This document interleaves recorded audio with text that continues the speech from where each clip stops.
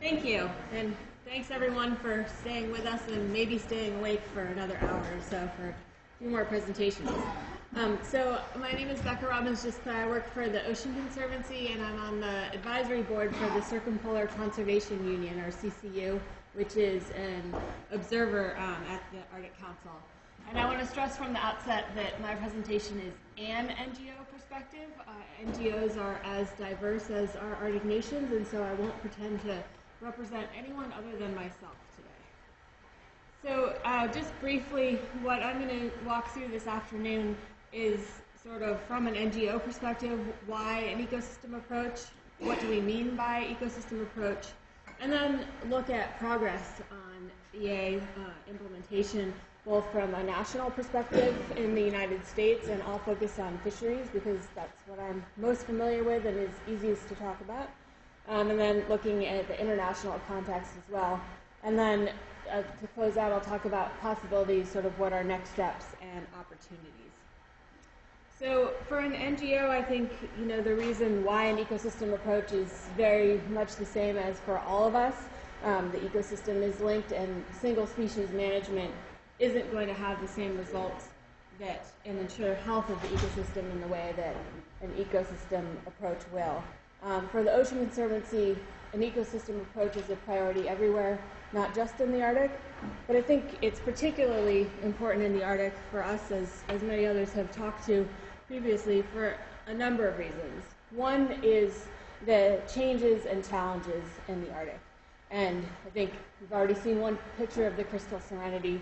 The changes that we've been talking about are here. They're arriving, they're coming, and we have to be ready for them. Both the ecosystem itself changing due to climate change, as well as the pressures on the ecosystem changing in part due to that as well. And finally, I think one thing that does distinguish the Arctic is the extreme importance of marine resources to indigenous communities for food security, and Carolina really covered that very well. The second reason I think it's particularly important in the Arctic that we talk about is we have the chance to get it right in the Arctic. So in a lot of places, we're trying to apply ecosystem-based management to an ecosystem that has already been damaged in one way or another. And in the Arctic, we really have an opportunity to be proactive and get out in front and have management measures in place ahead of these changes. And finally, I think see ecosystem approach as a way to achieve our shared vision. And I think the vision from the Arctic Marine Strategic Plan here of healthy, productive, and resilient Arctic marine ecosystems is one in which we all share, and an ecosystem approach really is a way to get us there. So moving into assessing progress, before we can do that, of course, we need to define what it is that we're trying to achieve. And here's the Arctic Council definition of the ecosystem approach, which you've seen at least once or twice today, and some of you can probably recite by heart. But I think one of the key things about the ecosystem approach is that it's a process, not an outcome. And so we're really talking about putting a framework in place so that we can do ecosystem-based management well. And this is the methodology you've also seen before for applying an ecosystem approach. And I think really, we're looking at both measuring, setting what our goals are, assessing, and then that last key step of managing and making trade-off decisions. And I think that is both one of the keys to ecosystem-based management, and the hardest part is setting those ecological quality objectives, defining sort of what that line is of what the ecosystem can tolerate and what we as a society are willing to tolerate as far as making trade-offs.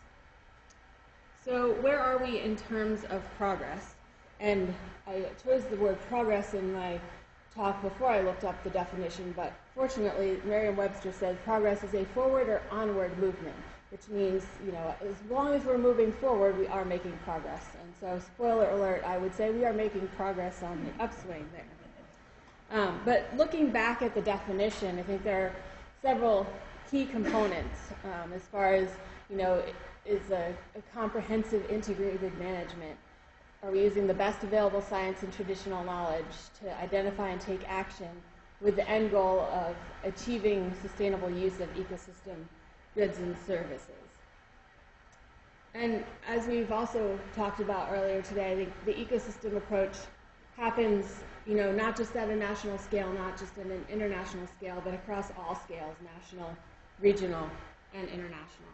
So looking first at the national scale, and I'll focus on the U.S. Arctic here, and this is the map we're using to define Arctic in the U.S. context.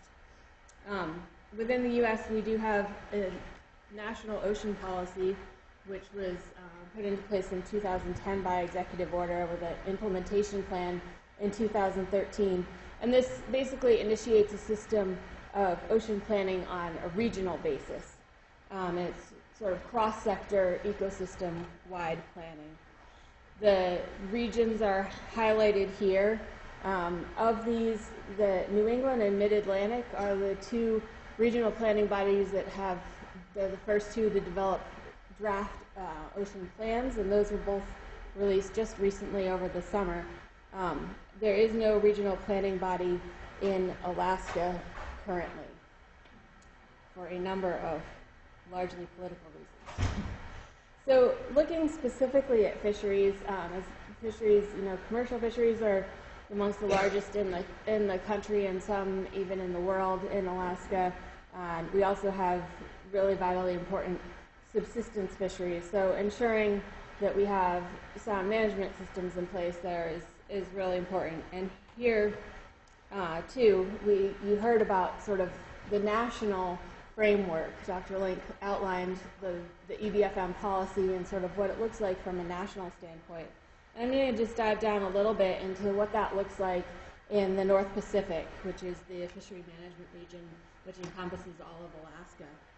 And so this outlines sort of how we break out the fishery management regions within Alaska, and 3 of these 4 are within what we define as the Arctic, so the Aleutian Islands, the Bering Sea, and then the Arctic Ocean. And in all 3 of those areas, there's somewhere on the scale of ecosystem management in place. In the Aleutian Islands, we have a fishery ecosystem plan. In the Bering Sea, we're in the process. The North Pacific Fishery Management Council has just started a fishery ecosystem plan for that area. And then in the Arctic, we have a fishery management plan, which includes ecosystem approach.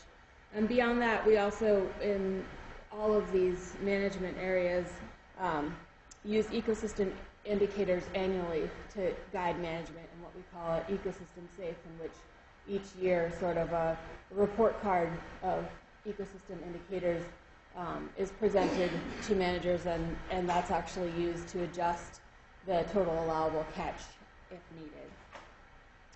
So in the Arctic in particular, many of you have heard of the Arctic FMP Fishery Management Plan, which really puts a precautionary approach in place and says that until we have sufficient data, no commercial fisheries are allowed.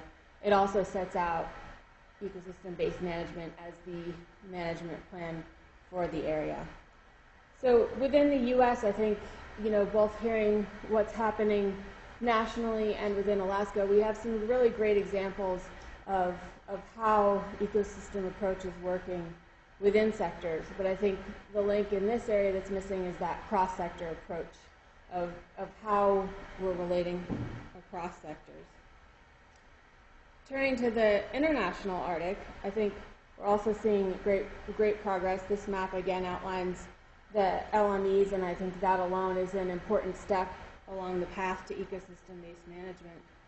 The history of the ecosystem approach within the Arctic Council is certainly a path lined with plenty of paper. We have lots and lots of reports and lots of wonderful work that's gone into sort of moving us along in our thinking together. And I think that all of that work and effort is important, and the reports that have come out of it, but also that collaboration and developing a shared understanding as we go along is as important as what's written on the paper. I think the real challenge is sort of how we bridge that. We have great national and regional efforts, and can we bridge those to an international scale? So looking forward, what are the possibilities? And we like to say the sky's the limit, but probably isn't, but it's nice to think that. I think one real limitation is time. We do have changes coming to the Arctic, and they're happening, I think, faster than many of us thought they would. And so having these we talk about having management approaches in place, before it's sort of the critical time and being proactive, and I think really that time is upon us. So really defining goals, including ecological quality objectives for the Arctic across boundaries, I think is going to be one of the challenges and one of the key parts. Fortunately, I think we see several tools and opportunities which are already in sort of the Arctic Council lexicon. And one of these is the Task Force on Arctic Marine Cooperation, which I think can provide a mechanism for some of this cross-Arctic work. And ecosystem-based management has certainly been brought up in that context as an area. And I think that really shows some promise of how we can move forward in a cross-boundary sort of way.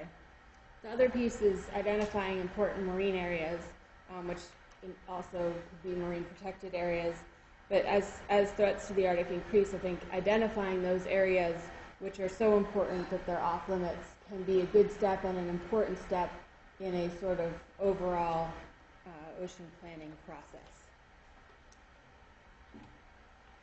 And with that, thank you for your attention, and I'm happy to take any questions.